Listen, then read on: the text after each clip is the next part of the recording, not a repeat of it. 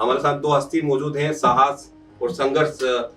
Motivate जरूरी होता है कोरोना काल में, और फायर में तो ऐसी चीज होती है कि बड़ा मुश्किल होता है, और इसमें भी ये लाइन बहुत फिट होती है आप दोनों के लिए, स्वागत के लिए, कि माना विपदा में हर मानव का मन जरा घबराता है, जरा मन घबराता, फायर हो, कोरोना हो, किसी बीच में माना विपदा में हर मानव का मन जरा घबराता है, पर सच तो ये है साहस और संघर्ष से ही हर जंग जीता जाता है। पर सच तो ये है साहस और संघर्ष से ही हर जंग जीता जाता है। साहस, संघर्ष, ये सब अपने जो कर्म होते हैं, जो अपने काम होते हैं, उससे काबिलियत, उससे जाने जाते हैं। और हमारे साथ दोनों मौजूद है, साहस और संघर्ष, सुलेमान भिमानी जी के रूप में, अनिल गलगली जी के रूप में। तो मैं इन दोनों का स्वागत करते हुए आप सभी से रिक्वेस्ट करूंगा, इस वीडियो को लाइक करें, शेयर करें दोस्तों ज्यादा से ज्यादा, ताकि हम अच्छा बेहतर काम करें, हमें पता कैसे चलेगा। तो आगे के प्रस्तुति के लिए मैं अनिल गलगली जी को इन्वाइट करता हूँ। Please welcome Anil. नमस्कार सभी को। आज का जो टॉपिक काफी गंभीर भी है, उतना ही हर एक मुंबई का राज्य के लोगों की सुरक्षा से जुड़ा हुआ है। जिस तरह से मुंबई में आग लगती है, आग लगने के बाद में क्या होता है, एक रिपोर्ट बनती है, उस रिपोर्ट में कुछ सिफारिश भी होती है, लेकिन दुर्भाग्य से उस पर अमल नहीं किया जाता। आज मुंबई महानगर पालिका के अंतर्गत जो हमारा फायर डिपार्टमेंट है, वो देश का सर्वश्रेष्ठ फायर डिपार्टमेंट के तौर पर पहचाना जाता है। चाहे वो साहस हो, चाहे संघर्ष हो, हर मुश्किल की घड़ी में इस फायर डिपार्टमेंट ने अपना जज्बा दिखाया है, मुंबई करों को बचाने के लिए जी जान लगाई है। और जितने भी आज तक शहीद हुए हैं हमारे जवान, उन सभी को हम आदरांजलि भी इस मंच से देने का कोशिश करते हैं। निश्चित तौर पर आज मुंबई में जो अलग अलग आग लग रही है, इस आग की घटनाओं में अगर हम उसके डीप में जाएंगे तो दोनों पक्षों की तरफ से निश्चित तौर पर गलतियां होती है, चाहे डिपार्टमेंट हो, चाहे आम नागरिक हो। क्योंकि जब इस तरह की जो बिल्डिंगें बनती है, जैसा कि सुलेमान भिमानी जी ने पहली रिपोर्ट पढ़ी है, 20% जो आग है स्लम में लगती है, 50% आग बिल्डिंगों में लगती है, और बाकी के 30% है हाई राइज बिल्डिंग में लगती है। यानी आग लगने का अधिकांश जो मामला आता है, मतलब 80% जो स्लम के अलावा जो हमारे जो पढ़े लिखे लोग होते हैं, जो इंटेलेक्चुअल लोग होते हैं, वहां पर अधिक से अधिक गलतियां होती है। देखिए, नियम काफी सरल है कि इसके पहले जब आग लगती थी, फायर ब्रिगेड आता है, आग को बुझाता है, उसकी रिपोर्ट बनती है। मगर जो हमारे से जो गलतियां होती है, क्योंकि चाहे आग हो, ये कोई प्राकृतिक आपदा नहीं है, ये मानवीय गलतियों का परिणाम है कि हम समझने के बावजूद भी उस गलतियों को बार बार दोहराते हैं, उन खामियों को हम लोग ध्यान नहीं देते हैं, जिसकी वजह से आग लगती है। जैसा कि नियम क्या कहता है कि हर 5 साल में हर एक नागरिक को, चाहे वो झोपड़पट्टी में रहता हो, बिल्डिंग में रहता हो, या बंगलों में लग रहता हो, उसमें मुख्यमंत्री कार्यालय भी आता है, राष्ट्रपति भवन भी आता है, प्रधानमंत्री कार्यालय भी आता है। हर 5 साल में हमें हमारी वायरिंग को ठीक करना है। पीडब्ल्यू डिपार्टमेंट जो महाराष्ट्र में कार्यरत है, वहाँ पर अलग डिपार्टमेंट होते हैं, और डिपार्टमेंट से अपने को उसकी सर्टिफिकेट लेना है। हमारे जो इंटरनल वायरिंग होती है उसे ठीक करना है, क्योंकि अधिकांश जो आग जब लगती है तो यही रिपोर्ट पेश की जाती है। मैं क्यों कह रहा हूँ पेश की जाती है, क्योंकि कोई भी आग का 100% हम उसकी तहकीकात नहीं करते। एक ही रिपोर्ट हमें दी जाती है कि वायरिंग का गड़बड़ है, शॉर्ट सर्किट का मामला है, इंटरनल आपने कुछ गड़बड़ियां की। निश्चित तौर पर उसका कारण हो सकता है, लेकिन हर एक आग में ये कारण क्यों होता है, ये भी जानने की कोशिश करनी चाहिए। तो निश्चित तौर पर हमारे नागरिकों का कर्तव्य अधिक होता है कि हम हर 5 साल में, चाहे वो आम नागरिक हो, चाहे सरकारी विभाग हो, या निजी संस्थान हो, उन्हें हर 5 साल में हमारी जो वायरिंग के सिस्टम को चुस्त दुरुस्त करना चाहिए। दूसरी बात है कि जब आग बड़े पैमाने में लगने लगी तो गवर्नमेंट ऑफ महाराष्ट्र ने, जो मराठी में कहते कि महाराष्ट्र आग प्रतिबंधक व जीव रक्षक उपाय योजना अधिनियम 2006 एक कानून लाया। ये कानून क्यों लाया? इस कानून को लाने के पीछे का कारण था कि लोग जागरूक हो, लोग अपनी जिम्मेदारी को पूरी तरह निभाएं। लेकिन दुर्भाग्य से आज हमारे मुंबई जैसे शहर में जो हाई राइज बिल्डिंग हो, जो बड़े बड़े बिल्डिंग्स होती है, वहां पर इस तरह के नियमों का उल्लंघन किया जाता है। उसमें भी सरकार ने, क्योंकि जो 2006 का जो नियम है उसकी धारा 3(1) के अनुसार जो भी बिल्डिंग में रहने वाले लोग हो, जो चाहे उसके जमीन के मालिक हो, सोसाइटी के लोग हो, या जो आम नागरिक हो, उसे धारा 3(1) के अनुसार जो उन्होंने प्रावधान किया है उस पर अमल करने की आवश्यकता है।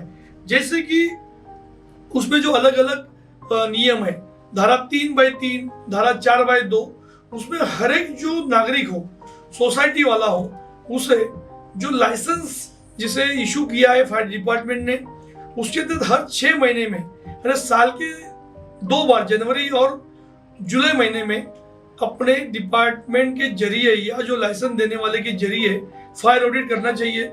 उसकी रिपोर्ट को डिपार्टमेंट को सौंपना चाहिए। उसमें 2 दिक्कतें आती थी कि जब हम लोग रिपोर्ट पेश करने जाते थे तो डिस्पैच नहीं लेते थे, तो अभी उन्होंने उसे ऑनलाइन कर दी है, अब ऑनलाइन भी उसको अपलोड कर सकते हैं। लेकिन दुर्भाग्य से आज मुंबई में जो 80% जो बिल्डिंग्स है वहाँ पर इस तरह का इम्प्लीमेंट नहीं किया जाता है, जिसकी वजह से काफ़ी दिक्कतों का सामना करना पड़ता है। जैसे कि कालवा देवी की आग, जब कालवा देवी की आग लगी तब एक रिपोर्ट पेश की गई कि जो फायर डिपार्टमेंट है उससे एनओसी का अधिकार वापस लिया जाए और एनओसी का अधिकार बिल्डिंग प्रपोजल का दिया जाए।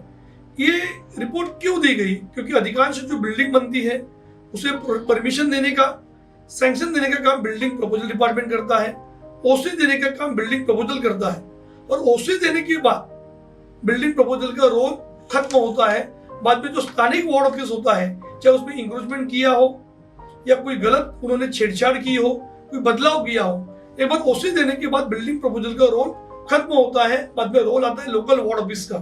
लेकिन दुर्भाग्य से एनओसी का मामला फायर डिपार्टमेंट को देने की वजह से, दोनों डिपार्टमेंट में कोऑर्डिनेशन नहीं होने की वजह से कई बार ओसी मिली कि नहीं मिली। जब आम नागरिक फायर ऑडिट को लेकर या कोई बदलाव को लेकर जब शिकायत करता है तो फायर डिपार्टमेंट उस पत्र को बिल्डिंग प्रपोजल को फॉरवर्ड करता है, बिल्डिंग प्रपोजल उस पत्र को नीचे वार्ड ऑफिस को फॉरवर्ड करता है। उसी के लिए कालवा देवी की आग के बाद जो सिफारिश की गई थी काफी महत्वपूर्ण थी, लेकिन दुर्भाग्य से जो हमारी महानगर पालिका है, जो हमारी राज्य सरकार है, उस रिपोर्ट को इम्प्लीमेंट नहीं कर रही है। अगर इम्प्लीमेंट हो जाती है तो निश्चित तौर पर जिम्मेदारी तय होगी। जिसने बिल्डिंग को ओसी दी है, जिसने बिल्डिंग को परमिशन दी है, उसी को ही जिम्मेदार माना जाएगा। लेकिन दुर्भाग्य से जो हमारे महानगर पालिका में, राज्य सरकार में जो खेल चलता है, उसकी वजह से कई सारे आग की घटनाएं बड़े पैमाने पर बढ़ रही है और लोगों की जान जा रही है। आज मुंबई शहर में रोजाना जो आग लगती है, आग लगने के बाद फायर डिपार्टमेंट आता है, आग को बुझाता है, लेकिन आगे क्या होता है? तो निश्चित तौर पर आम नागरिकों का भी कर्तव्य है कि हमेशा हम सरकार को, फायर डिपार्टमेंट को दोष देने के बजाय हमारे भीतर जो गलतियां हैं, जो खामियां हैं, उसे सुधारना चाहिए। मैं सोसाइटी का मेंबर हूँ, मैं आम नागरिक हूँ, मेरा फ्लैट है, तो मुझे भी जानने की कोशिश करनी चाहिए कि मेरी सोसाइटी ने फायर ऑडिट किया कि नहीं किया तो उसकी रिपोर्ट को सबमिट किया कि नहीं किया। हम अलग अलग अधिकारों के लिए लड़ते हैं, मगर जो अधिकार, जो फायर सेफ्टी हमारे जान से भी बड़ी है, हमारे पूरे परिवार के लिए महत्वपूर्ण है, उस पर हम अनदेखी करते हैं। आज अगर हम देखेंगे कि गवर्नमेंट ऑफ महाराष्ट्र के तहत जो डिपार्टमेंट है उसने 556 एजेंसियों को लाइसेंस दिया है ताकि लोगों को तकलीफ ना हो। लोग उस लाइसेंस, जैसा कि हम नल का कनेक्शन लेते हैं तो जाते हैं प्लम्बर के पास, तो उसी तरह उन्होंने 556 लोगों को लाइसेंस दिया है ताकि लोग उनसे फायर ऑडिट करके उसे सबमिट कर पाए। आज राज्य में 22 महानगर पालिका है, लेकिन उसमें मुंबई, ठाणे, नासिक, औरंगाबाद को छोड़ा जाए तो हर महानगर पालिका में फायर डिपार्टमेंट के अधिकारों को लेकर भी बहुत सारा असंतोष है। यानी हमें अगर फायर से लड़ना है, आग से लड़ना है, तो हमें सिर्फ फायर ऑडिट को लेकर चुप नहीं बैठना है। जो डिपार्टमेंट के लोगों के अधिकार है, उसमें जो स्टाफ की कमी है, जो अलग अलग व्यवस्था है, उस पर भी लड़ने की आवश्यकता है। आज शिवसेना के पास नगर विकास विभाग है और सारा का सारा जो डिपार्टमेंट है नगर विकास के भीतर आता है, तो निश्चित तौर पर सरकार को, खासकर शिवसेना को, कई सारी महानगर पालिका में उनकी सत्ता है। सबसे बड़ी महानगर पालिका मुंबई महानगर पालिका है, हमारा 45,000 करोड़ का बजट है, लेकिन जब आग लगती है तो हम लोग असहाय होते हैं। इतनी बड़ी महानगर पालिका, इतना बड़ा प्रावधान, इतना बड़ा बजट, लेकिन आग जैसी घटनाओं पर नियंत्रण पाने के लिए हम ध्यान नहीं देते। सबसे महत्वपूर्ण बात है कि इस वर्ष के बजट में उन्होंने फायर डिपार्टमेंट को अच्छा खासा प्रावधान किया है। पैसे मिलेंगे, मगर पैसे मिलने के बाद उसका इस्तेमाल कैसे होगा? अगर हमने फायर ऑडिट ही नहीं की, उस पर ध्यान नहीं दिया, तो निश्चित तौर पर लोगों के लिए काफी खतरा है। अगर आपने फायर ऑडिट नहीं की तो क्या कार्रवाई कर सकती है फायर डिपार्टमेंट? आपके खिलाफ केस दाखिल कर सकती है, आपको सजा भी हो सकती है। लेकिन दुर्भाग्य से मुंबई महानगर पालिका के भीतर जो फायर डिपार्टमेंट काम कर रहा है वो इस तरह से कार्रवाई नहीं करता। जब हमने सूचना के अधिकार के तहत जानने की कोशिश की कि मुंबई में कितनी बिल्डिंगों को फायर ऑडिट किया गया है, कितने को नहीं किया गया है, तो उसकी कोई भी डाटा उनके पास उपलब्ध नहीं है। मेरा मानना है इस मंच के माध्यम से मैं मुख्यमंत्री जी, महानगर पालिका आयुक्त, माननीय महापौर से अपील करता हूँ कि अगर आपके पास जो भी फायर ऑडिट आती है उसकी रिपोर्ट को ऑनलाइन अपलोड कर दीजिए। लोगों को भी पता चले कि कितने बिल्डिंग ने फायर ऑडिट किया या नहीं किया। अगर सरकार और महानगर पालिका इस तरह की पहल करती है तो निश्चित तौर पर जो सोसाइटी, जो बिल्डिंग अगर फायर ऑडिट नहीं करेगी, शर्म के मारे उसे लज्जा आएगी कि मैंने फायर ऑडिट नहीं की है, उसे देखकर वो फायर ऑडिट करने के लिए पहल करेगा, जिसकी वजह से हर एक बिल्डिंग फायर ऑडिट से सुरक्षित होगी। दूसरी बात है कि अगर फायर ऑडिट भी आपने किया, आपने उसकी रिपोर्ट को सबमिट किया, बिल्डिंग को ओसी मिल गई, उसके बाद अगर बिल्डिंग वालों ने कुछ गलत तरीके से वहां पर चेंजिंग किया, जैसे आज सुलेमान जी कई सारी बिल्डिंगों के जो टेरेस होते हैं वहां पर भी इंक्रोचमेंट है, जो पार्किंग में उन्होंने इंक्रोचमेंट किया है, और सबसे बड़ी बात है जो हमारा जो अंडरग्राउंड जो पार्किंग होती है वहां पर भी ऑफिसेस बनाए। बीकेसी में कई सारे जगहों पर जहां पर एमएमआरडी का अधिकार क्षेत्र आता है, तो इस तरह के जब वो लोग बदलाव करते हैं तो निश्चित तौर पर अमेंडमेंट नहीं करते क्योंकि वो इलीगल होता है। और उन्होंने अमेंडमेंट किया तो जब भी इस तरह की आग लगती है तो फायर जो डिपार्टमेंट के लोग होते हैं वो आग बचाने के लिए अपनी जान से खेलते हैं। जैसे अंधेरी में एक बिल्डिंग थी, मैं किसी बिल्डिंग का या किसी व्यक्ति का नाम नहीं लूंगा, जब उस बिल्डिंग में आग लगी, बहुत अच्छी बात थी कि फायर डिपार्टमेंट के लोगों ने जान पर खेलकर सभी को बचाया, लेकिन दुर्भाग्य से सुलेमान जी एक फायर के अधिकारी को अपनी जान गंवानी इसलिए पड़ी क्योंकि उस बिल्डिंग के टेरेस पर उन्होंने इंक्रोचमेंट किया था और उसको बिल्डिंग को ओसी जारी हुई थी। जब बिल्डिंग को ओसी जारी होने के बाद उस बिल्डिंग का किसी भी तरह का अतिक्रमण हो, इंक्रोचमेंट हो, अवैध निर्माण हो, तो उसकी जिम्मेदारी आती है महानगर पालिका के वार्ड ऑफिसर पर। लेकिन दुर्भाग्य से वहां पर कोई ध्यान नहीं दिया गया। लोगों ने शिकायतें की थी, लेकिन उस शिकायतों को नजरअंदाज करने की वजह से, क्योंकि आग बुझाने के बाद उस अधिकारी को क्या लगा कि मैं टेरेस पर जाऊंगा, मेरी जान बचेगी, और टेरेस की तरफ बेचारा चला गया, लेकिन वहां पर इंक्रोचमेंट होने की वजह से उस आग की लपेट में आया और उसको अपनी जान गंवानी पड़ी। लेकिन इसके बावजूद भी आज भी मुंबई में जितनी भी सारी बिल्डिंग है जिसको ओसी मिली है उसका सर्वे नहीं होता है, लोकल वार्ड ऑफिस उस पर ध्यान नहीं देता है। जब कोई नागरिक शिकायत करता है उस शिकायत को नजरअंदाज किया जाता है। मेरा मानना है कि डिजिटल के युग में इस तरह की चीजों को ऑनलाइन करना चाहिए ताकि हर एक व्यक्ति, कोई भी व्यक्ति हो, किसी भी बिल्डिंग की जानकारी मांगेगा तो उसे ऑनलाइन उपलब्ध कराना महानगर पालिका का काम होना चाहिए। इसमें सामूहिक जिम्मेदारी निश्चित तौर पर है। सिर्फ फायर डिपार्टमेंट, महानगर पालिका, राज्य सरकार के बजाय आम नागरिकों को भी पहल करनी चाहिए ताकि उनकी बिल्डिंग सुरक्षित हो, उनका फ्लैट सुरक्षित हो और किसी भी तरह की आगजनी की घटना में वो सुरक्षित उससे बच पाए। धन्यवाद। Thank you very much Anil ji, आपने बड़ी अच्छी तरीके से शुरुआत की है और काफी सारे लोग इसको समझ पाए होंगे। दोस्तों, फायर एक सेंसिटिव सब्जेक्ट है और इसे हमें एकदम तत्परता के पहली प्रायोरिटी पे हमें लेना चाहिए। जीवन में दूसरी चीजें तो आ जाएगी, लेकिन जब ये जो नुकसान देती है कहीं पे भी लगती है, जैसे कि व्यू मॉन बड़ी फेमस बिल्डिंग है, दीपिका पादुकोण जहाँ रहती है प्रभा देवी में, वहां पे इस तरह की लापरवाही, हाउसिंग सोसाइटी की ऑडिट वगैरह, फिर फायर लगना और फिर इससे सब चीजें होना, ऐसी कितनी सैकड़ों हजारों बिल्डिंग है जहाँ पे मुंबई में देखते हैं हाई राइज का जो कल्चर चल रहा है, दिल्ली या मुंबई की बात करें तो वहां पे तो बड़ी अहम जरूरत है। और कौन कौन इसमें जिम्मेदार, सुलेमान भिमानी जी आपसे पूछूंगा, इसमें जिम्मेदारी कैसे तय की जाए और इसको प्रायोरिटी पे कैसे लिया जाए? इसमें हम सिर्फ अगर बोलते हैं कि पर्टिकुलर कोई डिपार्टमेंट की जिम्मेदारी डाल दी जाए तो वैसा नहीं होता है। ये स्टार्ट फ्रॉम स्क्रैच, यानी होम बायर से लेके, बिल्डर से लेके और जितने अधिकारी लोग हैं, ये सबके ऊपर जिम्मेदारी होती है।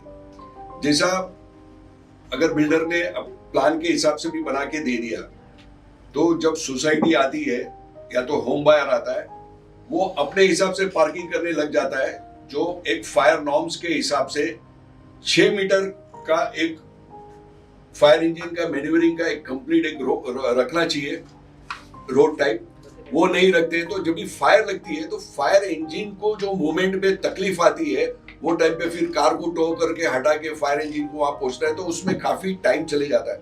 और सबसे बड़ा मेन प्रॉब्लम क्या है कि भारतवर्ष में, इंडिया के अंदर ह्यूमन लाइफ की कोई वैल्यू नहीं है।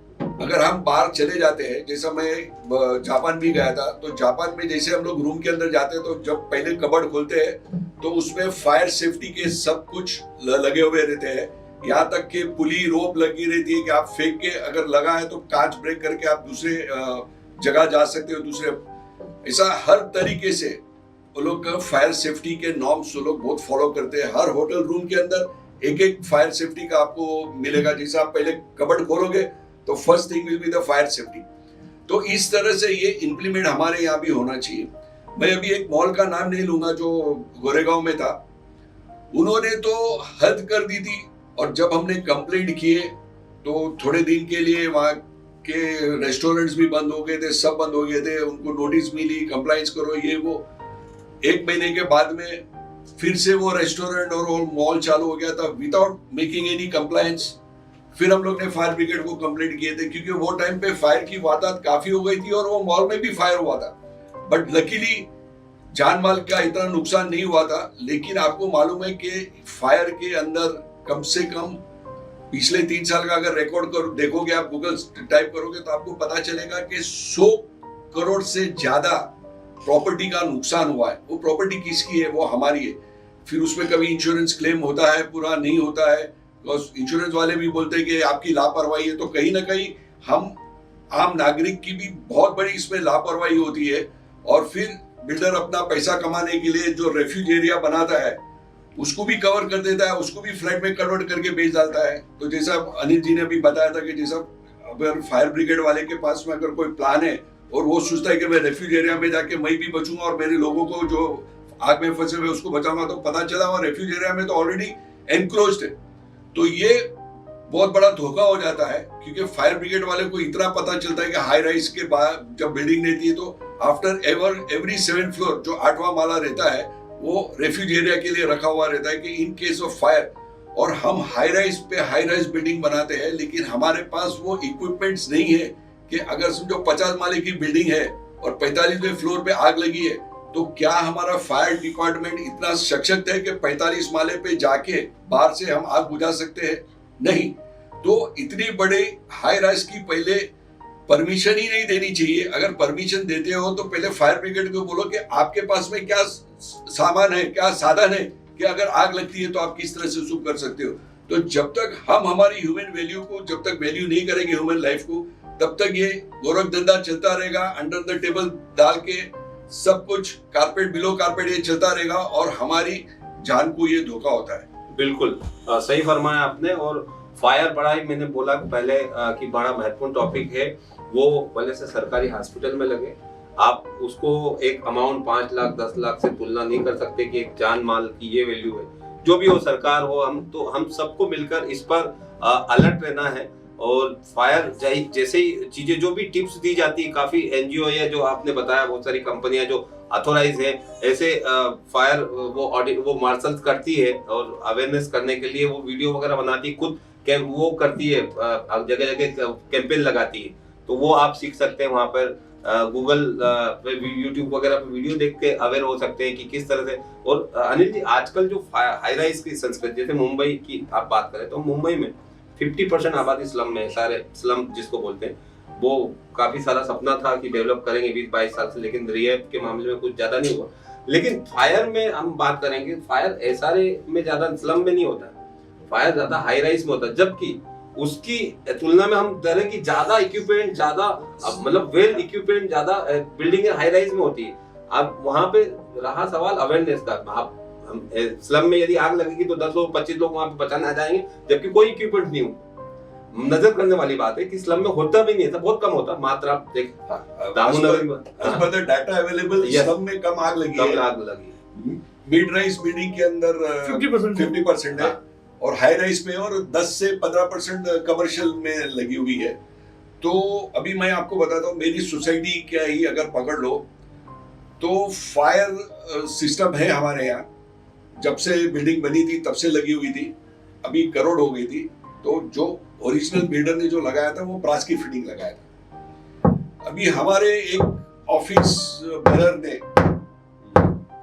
तो उसने क्या किया ना, कोई फायर मैकेनिकल इंजीनियर को एक्सपर्ट को रखा, ना आर्किटेक्ट से कंसल्ट किया, ना कोई इंजीनियर से कंसल्ट किया, एक कॉन्ट्रैक्टर को बुलाया और उसने 18 लाख रुपया खर्चा कर दिया और जो कॉपर की फिटिंग्स थी वो सब ले लिया। जो कॉन्ट्रैक्टर था उसके जगह पे आयरन की फिटिंग्स लगा दिया, जो उसका रिटेंशन 1 साल पीरियड पूरा होने के पहले रस्टेड हो गई, और जितने भी हॉस पाइप्स लगाया था उसने कैबिनेट के अंदर वो भी रस्टेड हो गया। यानी इस तरह से हम लोग भी पढ़े लिखे लोग इतने लापरवाह हो जाते हैं। जब मैंने अभी लेटर लिखा तो अभी उन्होंने वापिस उसको घस के उसको कलर करवाया, लेकिन जो ब्रास फिटिंग थी उसके जगह पे तो आयरन फिटिंग हो गई, और हम दरिया किनारे के पास में रहते हो तो रस्ट होने वाला ही है। तो ये हमारे तरफ से भी लापरवाही होती है। पेनी वाइज पाउंड फुलिश जो बोलते हैं वो बिल्कुल मेरी सोसाइटी ने भी किया है। बिल्डिंग जो हाई राइज सोसाइटी है, बिल्डिंग्स है, सीएचएस जिसको हम बोलते हैं, वहां पे अवेयर और एजुकेट करने का ज्यादा बीड़ा उठाना चाहिए सरकार को, एनजीओ को, सब लोगों को। क्योंकि स्लम में मुझे नहीं लगता कि बहुत लगी भी होगी तो 10 लोग 25 लोग अवेयर होता है वहाँ पे, और की पानी आने डाल के वो कर देते। उसमें हाई राइज में दूसरे 2 विषय है, क्योंकि उसमें जो लोग रहते हैं, क्योंकि जो स्लम में और जो इस तरह की बिल्डिंग में लोग ज़्यादा उसमें चेंजिंग नहीं करते, लेकिन जब कोई बड़ा व्यक्ति 2-5 करोड़ या 25 करोड़ का फ्लैट लेता है तो उसमें रिनोवेशन करता है, उसमें पीओपी लगाता है, उसमें कई सारे अभी जो मार्केट में जो आए हैं उसमें जो तुरंत ज्वलनशील पदार्थ होते हैं, तो जब भी कभी आग लगती है थोड़ी भी तो आग जल्दी लपेट लेती है और उस बिल्डिंग को ज्यादा धोखा होता है। लेकिन स्लम में लोग जो झुग्गियों में रहते हैं या चालियों में रहते हैं वहां पर उनका ज्यादा चकाचौंध नहीं होती। जहाँ पर भी आप सुविधा बढ़ाओगे तो आपको दुविधाओं का सामना करना पड़ेगा। जितनी आलीशान लाइफ होगी वहां पे वैसी दिक्कत हो सकती है। देखा होगा बहुत सारी हाई राइज में जब फायर एक फ्लोर से दूसरे फ्लोर में पहुंची है तो सबको कवर करती है, और कहीं ना कहीं जिम्मेदार, जैसा अनिल जी ने बताया, कि वो चीजें होती है जो तुरंत आग पकड़ती है। तो हम आगे बढ़ते हुए, सवाल काफी आ रहे हैं, सुलेमान भिमानी जी से कहूंगा मैं सवाल जो यूट्यूब पे लाइव हमारे लोगों के आ रहे हैं वो ले लें। हाँ, एक तो sir good afternoon, what is your say on the quality of work done by fire fighting vendors who do the work is tested, the sprinkler goes inside the flats. देखो, ये जो विषय है उसको मैंने ऑलरेडी टच किया हूँ कि मेरी बिल्डिंग के अंदर भी काफी सारे फायर फाइटिंग्स के ये लगे हुए हैं, स्प्रिंकल लगे हुए हैं, लेकिन फ्लैट के अंदर नहीं लगे हुए, बिकॉज मेरी बिल्डिंग जो बनी है वो 1980 में बनी हुई है, लेकिन अभी इंडिविजुअल फ्लैट में भी बनी हुई है।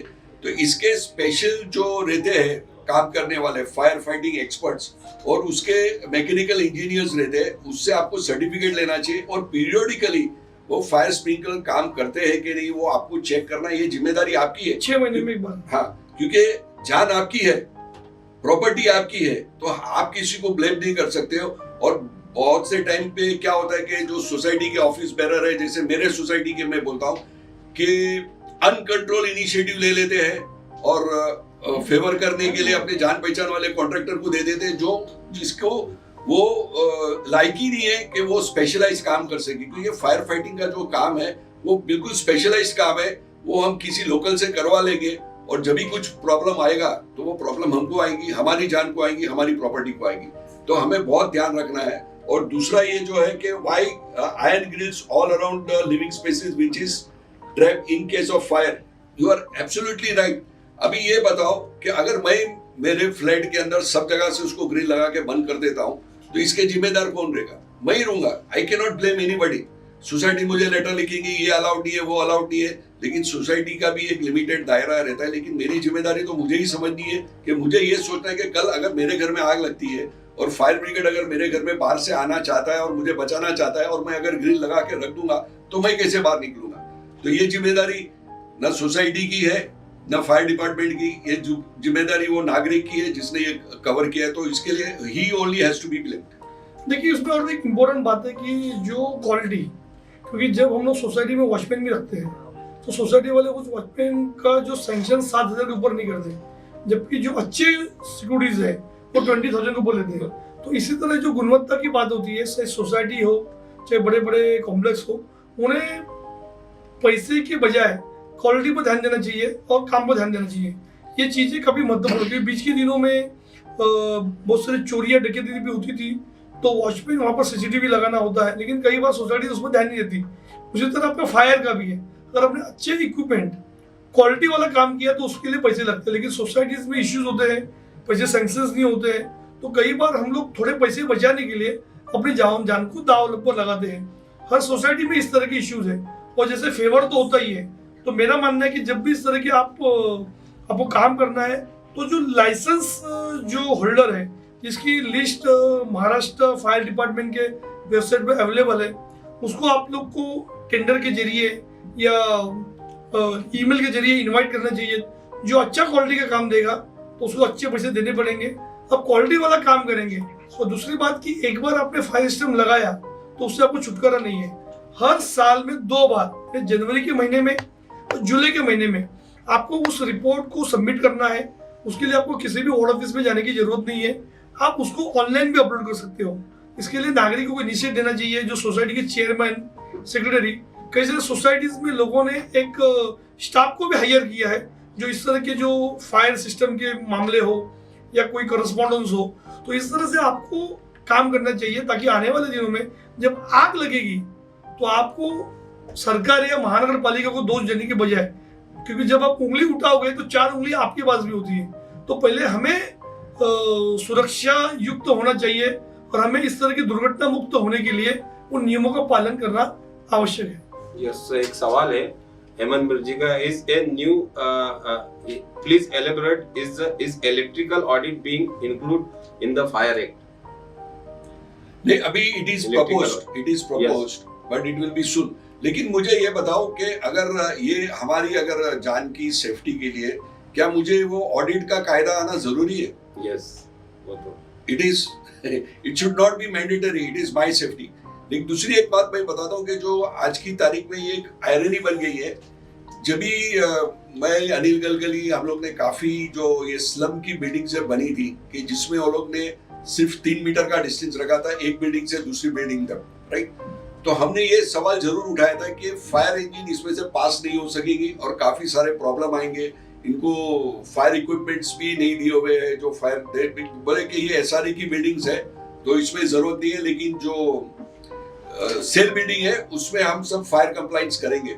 लेकिन जब मैं अगर डाटा देखता हूं कि जिसके लिए हमने ये मुद्दा उठाया था कि 2 बिल्डिंग के बीच में गैप कम है, वहां वो स्लम वाली बिल्डिंग में भी आज तक लगी होगी तो या 1-2 आग लगी होगी, लेकिन मैक्सिमम जो आग लगी है वो बिल्डिंग्स में लगी है और हाई राइज बिल्डिंग में लगी है। तो यानी कहीं ना कहीं जो एफुलेंट क्लास है, अभी जैसा मेरा जो एक प्लग था, मैं जब भी उसको ऑन करता था तो स्पार्क आता था, मैंने इमीडिएटली इलेक्ट्रिशियन को बुलाया और मैंने वो सॉकेट बंद कर दिया। लेकिन मेरे एक जो मेरे साथ में जो बेटा था, बोले उसको एक माचिस की कांडी डाल के हम डाल देंगे फिर वो स्पार्क नहीं करेगा। मैं बोला जब माचिस की कांडी डाल के आप करोगे और आग लगेगी तो पहले वो लकड़ा है वो पहले वो जलेगा। तो इट इज बेटर 200 रुपया खर्चा करके वो जो हमारा जो सॉकेट है प्लग का उसको बदली कर दिया जाए। देखिए, जैसा कि इलेक्ट्रिक की जो बात की, अभी तक तो कोई भी सरकार हो या कोई भी कानून ये नहीं कहता कि आप लापरवाही बरतो। जो आपका काम है, जैसे कि अगर आप बीमार पड़ गए तो आपको डॉक्टर के पास जाना, सरकार नहीं कहती कि बीमार पड़ो तो डॉक्टर के पास जाइए। तो इलेक्ट्रिक जो इंटरनल आपकी जो वायरिंग होती है उसके लिए कोई ऑडिट का इसमें प्रावधान नहीं है, क्योंकि फायर ऑडिट आपकी बिल्डिंग की होती है। जब इस तरह की आग लगती है तो किस तरह से वो चले जाए। दूसरी बात, जब आपकी बिल्डिंग को ओसी मिलती है तो लोगों ने क्या किया है कि अपने फ्लैट में अमेंडमेंट किया है, उसमें चेंजिंग की है, तो टॉयलेट के बजाय उन्होंने उसको अलग कुछ कर दिया है, जो ओपन गैलरी को इंक्रोच किया है। तो मेरा मानना है कि लोग इस तरह के अतिक्रमण को नहीं करें, इंटरनल जो बदलाव होता है वो नहीं करें। अगर उन्होंने बदलाव किया है तो जब भी कोई खामी आ जाए तो उन्हें भुगतना पड़ेगा। और आपको हर साल 5 साल तो नियम है। मेरा मानना है कि 2-3 साल में अगर आपने इलेक्ट्रिक वायरिंग को चेक किया, आपने अच्छी क्वालिटी की वायरिंग डाली, वो चेक किया, जैसे सॉकेट का उन्होंने उदाहरण दिया है, आप खुद टेक्नीशियन मत बनिए, आप खुद आइडियाज मत दीजिए। अगर कुछ दिक्कत होती है तो उसके लिए वायरमैन है, वो भी अप्रूव्ड वायरमैन चाहिए, ना कि आप किसी नाके पर बैठने वाले को उठा के लेके आएंगे। पीडब्ल्यूडी ने इस तरह के जो वायरमैन को भी लाइसेंस दिए हैं, अब वो भी चेक करना है, क्योंकि अगर आपने किसी अप्रूव्ड लाइसेंस वायरमैन से काम किया तो उसकी भी वैलिडिटी है। कल जब आपके पास कभी आग लग गई, मतलब जाने अनजाने में, अगर आपने काम किया तो आपको जो बीमा किया होता है, जो भी पॉलिसीज होती है, उसमें देखा जाता है कि आपने किस वायरमैन से काम किया। अगर आपने उसमें लापरवाही नहीं बरती तो आपका वो जो बीमा पास होता है। अगर आपने इस तरह की चीजें को ध्यान नहीं दिया तो कल आग तो लग सकती है, जरूरी है कि आग लगेगी नहीं लगेगी। मगर जब लगने के बाद जो आपको जो उसके फायदे मिलने चाहिए, जो आपने पॉलिसीज की है, उसके लिए आपको टेक्निकल दिक्कतों का सामना करना पड़ता है। जैसा ओ माय गॉड जो पिक्चर आपने देखा होगा, उसमें तो बोला कि ये तो ईश्वर की माया है। इस तरह के आप फिल्मों में ठीक है, लेकिन जो प्रैक्टिकल जीवन में आपको, जो रूटीन जीवन में आपको से बचने के लिए आपको खुद सतर्क होना चाहिए, खुद आपका ध्यान रखने की आवश्यकता है। उसके लिए सरकार को दोष देना गलत है। बिल्कुल। नेक्स्ट एक सवाल है नगेंद्र आचार्य जी चेंबूर से। इनकी रो हाउसेस की बिल्डिंग है, मतलब रो हाउसेस की हाउसिंग सोसाइटी है। रो हाउसेस है चेंबूर में, कंस्ट्रक्ट 1985 में कंस्ट्रक्ट हुई। क्या वहाँ एप्लीकेबल है फायर ऑडिट? निश्चित तौर पर, क्योंकि फायर ऑडिट आपको, क्योंकि बंगलोज है, उसको आपने अलग से प्लान बनाया होगा, उसको अलग सी ओसी होगी, आपका असेसमेंट टैक्स अलग होगा, प्रॉपर्टी टैक्स अलग होगा। तो निश्चित तौर पर चाहे आपका घर हो, क्योंकि बिल्डिंग और बंगलोज के लिए फायर ऑडिट है, अस्पतालों के लिए फायर ऑडिट है, बट इंडिविजुअल जब आपका घर होता है तो उसका देखभाल करना, उसका मेंटेन करना और ये सब चीज़ों को ध्यान रखने के लिए आपको खुद आगे बढ़ने की जरूरत है और सभी जगह अनिवार्य है। Yes sir. तो सवाल तो लगभग जो थे सभी हो चुके हैं। तो मैं चाहूँगा सुलेमान मेमनी जी इस इश्यूज पे और आगे सरकार को किस मुद्दे पे सिटीजन जस्टिस फोरम की तरफ से सुझाव जाने चाहिए? सरकार तो अपना काम कर रही है, लेकिन जहाँ समझो मेरी जान, मेरी फैमिली, मेरी प्रॉपर्टी की आती है, तो इसकी जिम्मेदारी हम सरकार पे न डालते हुए हम खुद सतर्क रहे। एक मैं छोटी सी बात बताऊंगा, क्या वायरिंग इस तरह से कराओ कि आपके पास एक बोर्ड रहता है, उसके अंदर हर रूम के एक सर्किट का एक एमसीबी रहता है, ईएलसीबी रहता है, यानी जहां भी थोड़ा लीकेज होगा वो ट्रिप हो जाएगा। तो आपको ये पता चल जाएगा कि ये पर्टिकुलर ये बेडरूम के जब मैं लाइट ऑन करता हूं तो ये पर्टिकुलर ट्रिप हो जाती है। तो वो अभी बहुत से टाइम पे क्या होता है कि आपको जो लोकल इलेक्ट्रिशियन है वो आइडिया देता है कि ये सब मत कराओ, आप सीधा एक दूसरा मैं आपको लगा के देता हूँ, वो कभी ट्रिप नहीं होगा, वो चालू क्वालिटी का लगा के चले जाता है। और फिर जब कुछ प्रॉब्लम आता है तो वो ट्रिप होता नहीं है और वहां पे स्पार्क होता है और फिर फायर होती है। तो ये सब चीज जो है उसमें आप शॉर्टकट मत रखिए, जो बाकायदा जो करना चाहिए, क्योंकि ये आपकी जान है। अगर समझो सरकार की गलती है लेकिन जान तो आपकी गई, तो ये और वो टाइम पे आप जिंदा भी नहीं रहोगे कि मैं सरकार को ब्लेम करूं। तो ये सब जो छोटी मोटी चीज है, तो डोंट वेट कि भाई ये एक्ट में है तो ही मैं ऑडिट करूंगा, ये एक्ट में नहीं है तो मैं लापरवाह रहूंगा। नहीं, लापरवाही आपको नहीं रखनी है। आपकी जान, आपकी फैमिली और आपकी प्रॉपर्टी की सुरक्षा करना आपका है, तो ये आपकी जिम्मेदारी है। तो जो भी जितना भी फायर ऑडिट के लिए है, आपकी ह्यूमन लाइफ की आप खुद वैल्यू करिए, ना कि ये सरकार पे रख ले। हाँ, सरकार का जब हम ये कर सकते हैं कि जो अप्रूव्ड प्लान है, जो 6 मीटर जो गैंगवे रखना पड़ता है फायर इंजन के मैन्यूवरिंग के लिए, उसमें अगर कुछ गलत हो गया, पार्किंग सिस्टम अलग कर दिया जहां फायर ब्रिगेड नहीं पहुंच सकते, तो वहां हम सरकार और फायर ब्रिगेड के अधिकारी को दोषी कर सकते हैं। लेकिन अगर मेरे घर के अंदर मैं कुछ करता हूं तो वहां सरकार का कहां से आएगा? और सरकार क्या हर घर में जाके तो चेक करने वाली नहीं है कि आपने गलत किया क्या सही नहीं किया। तो इसकी जिम्मेदारी हमें लेना है और हमें ये काम करना है। बिल्कुल। अनिल जी, चाहूंगा मैं कि आए दिन जो शिकायतें अभी जैसे हमने डिस्कस किया ओवरऑल, तो कुछ सरकार को, जैसे आपने बताया रजिस्टर 450-500 लोग हैं, उन लोगों को अवेयरनेस, मतलब कहीं ना कहीं हाउसिंग सोसाइटी हाई राइज में, बिल्डिंग में, इसमें कमतरता है, लोग इंटरेस्ट नहीं लेते, जबकि जान और आपकी माल का है। जो आप 25-50 लाख का फर्नीचर बनाते हो और 1-1 करोड़ 2-2, 5-5 करोड़ के जो फ्लैट्स है आपके इतनी कीमती, वो जरा सी एक फायर ऑडिट की नहीं होने से वो आपका वो हो सकता है। सोसाइटी तो अपना कर रही है, सोसाइटी में तो इक्विपमेंट्स लगे, लेकिन इंटरनल आपको किस तरह से कम नॉलेज लेने के साथ में, आपको ऑडिट का नॉलेज लेने के साथ में कितना अलर्ट हो सकता है? देखिए, उसमें 2 महत्वपूर्ण बातें हैं कि जो सोसाइटीज है, कॉम्प्लेक्स है, उन्हें साल में एक बार 2 फायर सेफ्टी को लेकर वहां पर कार्यशाला का आयोजन करना चाहिए, ताकि हर एक व्यक्ति उससे जागरूक हो कि एग्जैक्टली क्या गलती है। और आजकल जो लाइसेंस जो होल्डर है वो लोग भी इस तरह की ट्रेनिंग देते हैं। अगर आपको दिक्कत है तो आप किसी भी फायर डिपार्टमेंट में जाकर रिप्रेजेंट देंगे कि हमें कुछ ऐसे एक्सपर्ट दीजिए, या कोई लोकल जो फायर ऑफिसर है वो भी आकर इस तरह की ट्रेनिंग का लेक्चर देने का काम करता है। दूसरी बात है कि जब आप बिल्डिंग में फ्लैट खरीदते हो तो बिल्डिंग में फ्लैट खरीदते वक्त हम देखते हैं कि बिल्डिंग को ओसी है कि नहीं, तो उसमें आप ये भी देखिए कि उसकी फायर ऑडिट है कि नहीं, ये काफी महत्वपूर्ण है। वो 2 चीजें हैं। तीसरी बात कि हर एक व्यक्ति को सतर्क रहना चाहिए। जब आपकी एजीएम बैठक होती है तो उसमें भी फायर ऑडिट को लेकर मेरे ख्याल से कोई सवाल नहीं पूछता, तो उन्हें उसका सवाल पूछना चाहिए। हम जमा हुए पैसे पर सवाल पूछते हैं, क्या गड़बड़ी है उस पर सवाल पूछते हैं, लेकिन मेरे ख्याल से मैं पिछले 25 साल से सोशल सर्विस में हूँ, अलग अलग डिपार्टमेंट में मैं आना जाना होता है, कई नागरिक हमको मिलने आते हैं। किसी नागरिक ने आज तक ये शिकायत नहीं कि हमारी बिल्डिंग की फायर ऑडिट नहीं की है, उसके लिए मुझे शिकायत करनी है। तो नागरिकों का भी काम है, सोसाइटी वाले गलत करते हैं तो अब जिस तरह की अन्य शिकायतें करते हो तो फायर ऑडिट को भी कीजिए।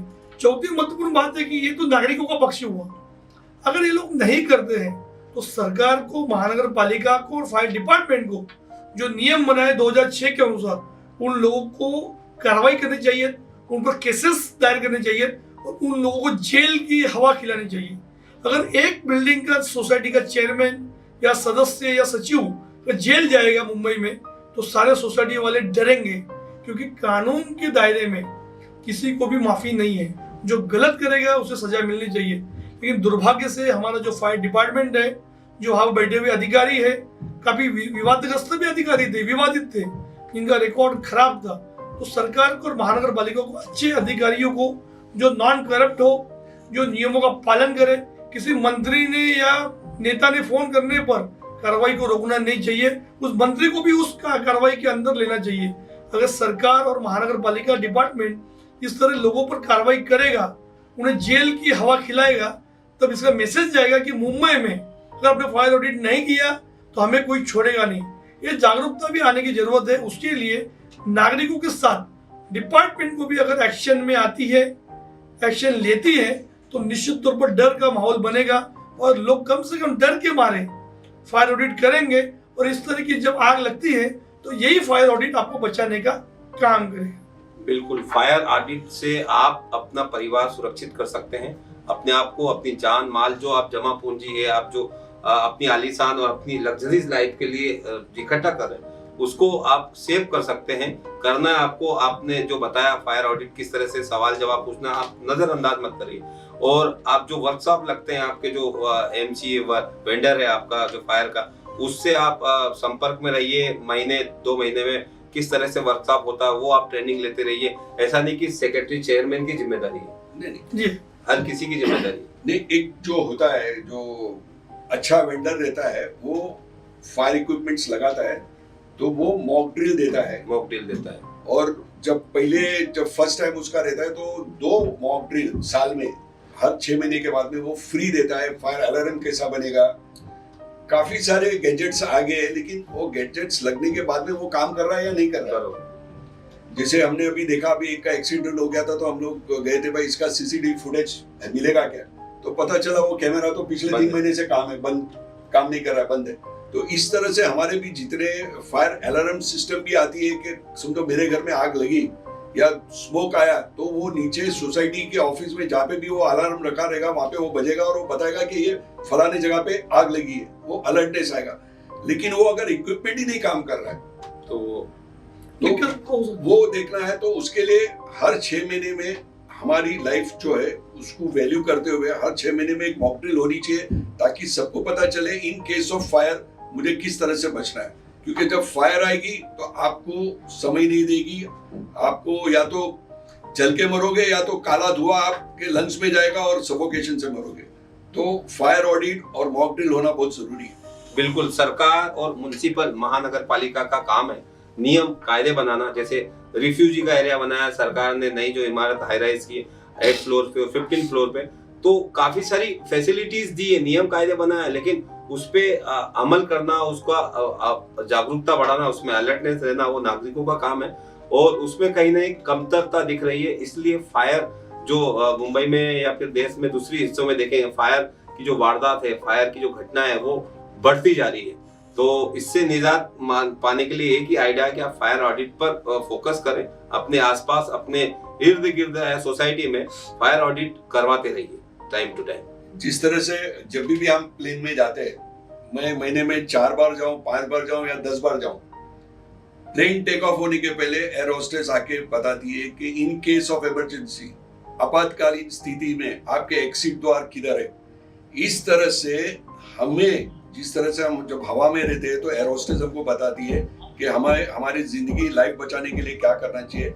इसी तरह से बिल्डिंग वाले को भी हर 6 महीने के बाद में अगर इन case of emergency what is the escape route, वो उनको ध्यान में आना चाहिए, किस तरह से बचना चाहिए।